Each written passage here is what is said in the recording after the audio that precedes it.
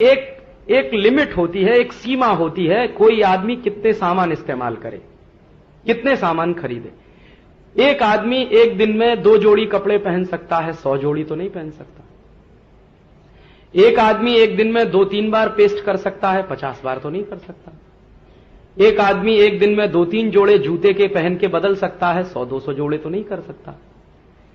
एक आदमी एक दिन में एक ही बिस्तर पे तो सो सकता है, 2-5 बिस्तर पे तो नहीं सो सकता। ऐसा तो नहीं होता कि हाथ एक बिस्तर पे, दूसरा हाथ दूसरे बिस्तर पे। और एक आदमी एक बार में एक ही कार इस्तेमाल कर सकता है, 10-20 कारें भी इस्तेमाल नहीं कर सकता। एक बार में एक ही टेलीविजन देख सकता है, 15-20 टेलीविजन भी नहीं देख सकता। तो उनके यहां क्या हुआ है, उपभोग की अंतिम सीमा आ गई है। इससे ज्यादा भोग करना उनके लिए संभव नहीं है, इससे ज्यादा चीजों का इस्तेमाल करना उनके लिए संभव नहीं है। अब जब भोग की सीमा आती है तो सामान बिकने की दर कम हो जाती है। तो अब अमरीकी लोगों ने सामान खरीदना कम कर दिया है, और उस तरह की क्रेज जो उनको कभी होती थी 20 साल पहले, वो अब धीरे धीरे कम होती चली जा रही है। तो बाजार में सामान कम बिक रहा है, तो कंपनियां बंद हो रही हैं, बेरोजगारी बढ़ रही है, और उससे उनकी चिंता बहुत ज्यादा है। और उनकी चिंता इस बात से भी बहुत ज्यादा है कि दुनिया में कुछ ऐसे अर्थशास्त्री हुए हैं जिन्होंने कुछ सिद्धांत दे दिए। एक अर्थशास्त्री हो गए एडम स्मिथ, जिन्होंने विकास की परिभाषा ही ऐसी तय कर दी। रॉबिन्सन हो गए, फिर और तमाम हो गए। इन सब अर्थशास्त्रियों ने कुल मिलाकर जो विकास की परिभाषा तय की वो ये थी कि जितना ज्यादा से ज्यादा आप उपभोग करो, जितना ज्यादा से ज्यादा आप कंज्यूम करो, आपके कंजम्पशन का पैटर्न जितना बढ़ता चला जाएगा, आपके भोग करने की दर जितनी बढ़ती चली जाएगी, उतने ही आप विकसित होते चले जाएंगे। तो विकास की उन्होंने एक परिभाषा दे दी। दुर्भाग्य से ये अमेरिका और यूरोप वाले देश सब उसी में फंस गए कि ज्यादा से ज्यादा भोग करना है, ज्यादा से ज्यादा उपभोग करना है, तो उत्पादन भी ज्यादा से ज्यादा करना है, तो भोग करने की कोई सीमा नहीं होनी चाहिए, तो विकास उसी से होगा। तो बहुत सारी चीजें फिर उसके हिसाब से उन्होंने तय करना शुरू किया, जबकि मानव की स्वाभाविक प्रकृति त्याग करने की होती है। वो चाहे अमेरिका का हो, चाहे भारत का। कुछ देर के लिए आप उसको जबरदस्ती भोग कराने में डाल सकते हैं, लेकिन अगर आप उसकी नेचुरल टेंडेंसी के बारे में समझने की कोशिश करें, नेचुरल इंस्टिंक्ट के बारे में समझने की कोशिश करें, तो वो त्याग करने की ही होती है। इसलिए भारत के मनीषियों में और अमेरिकी अर्थशास्त्रियों में बड़ा भारी फर्क रहा। यहां के मनीषियों ने विकास की एक ऐसी कल्पना की जिसमें आपसे कहा गया तेन त्यक्तेन भुंजी था, ईशावास्यम इदम सर्वम यत्किंच जगत्याम जगत तेन त्यक्तेन भुंजी था। हिंदुस्तान की सबसे बड़ी फिलॉसफी है तेन त्यक्तेन भुंजी था, त्याग पूर्वक भोग। त्याग भी नहीं, भोग भी नहीं, त्याग पूर्वक भोग। तो आप मनुष्य हैं, मानस हैं, और अगर आप त्याग में निकल गए तो आप फिर ईश्वर हैं। किसी भी समाज में त्याग करने वालों को ईश्वर मान लिया गया, वो भारत में ही मिलेगा आपको। उदाहरण के लिए भगवान राम महल में रहते हैं, दशरथ के बेटे हैं, राजकुमार हैं, तब तक उनको कोई नहीं पूजता। जब महल छोड़ दिया, राजकुमारी छोड़ दी, सब कुछ ऐशो आराम छोड़ दिया और 14 साल तपस्या करने के लिए चले गए, तो मर्यादा पुरुषोत्तम हो गए। तो हम तो मर्यादा पुरुषोत्तम की पूजा करते हैं ना, राजकुमार राम की पूजा तो कोई नहीं करता इस देश में।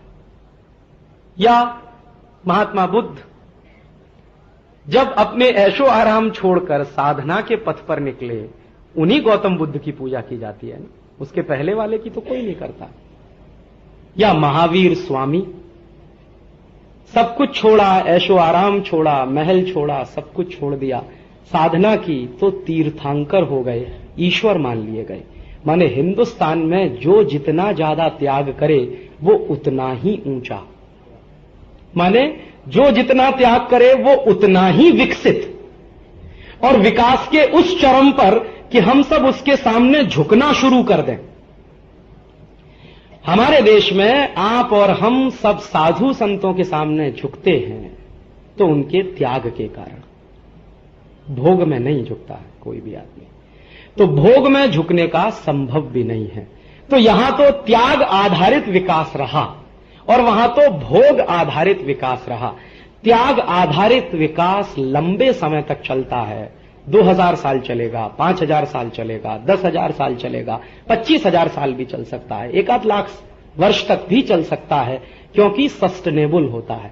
भोग आधारित विकास तो 50 साल में ही खड्डे में पहुंच जाता है, क्योंकि लगातार भोग करते करते आदमी एक ऐसी सीमा पर पहुंचता है कि वहां फिर पशु में और उसमें कोई फर्क नहीं दिखाई देता, और फिर उसके जीवन का वो आखिरी हिस्सा होता है। और हम त्यागमय हैं, ये प्रकृति भी है हमारी। जैसे मैं कभी किसी आदमी से कहता हूं, कुछ लोग जो अमेरिकन हो गए हैं, बहुत दिमाग से वेस्टर्न हो गए, मेरे बहुत दोस्त हैं, मेरे साथ पढ़ते थे, दिमाग से अमेरिकन हो गए, शरीर से हिंदुस्तानी दिखते हैं, मुझसे अक्सर बहस करते हैं, कहते हैं क्या फालतू की बात करते हो, क्योंकि उन्होंने कीन्स पढ़ा है, एडम स्मिथ पढ़ा है, रॉबिन्सन को पढ़ा है, मैंने तेन तक तेन भुंजी था पढ़ा।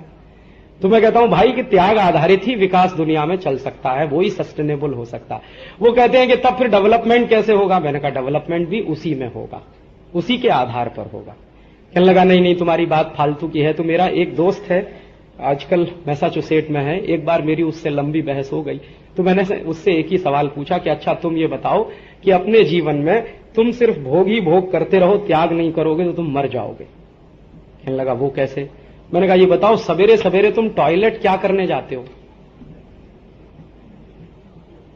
त्याग करने जाते हो, भोग करने जाते हो?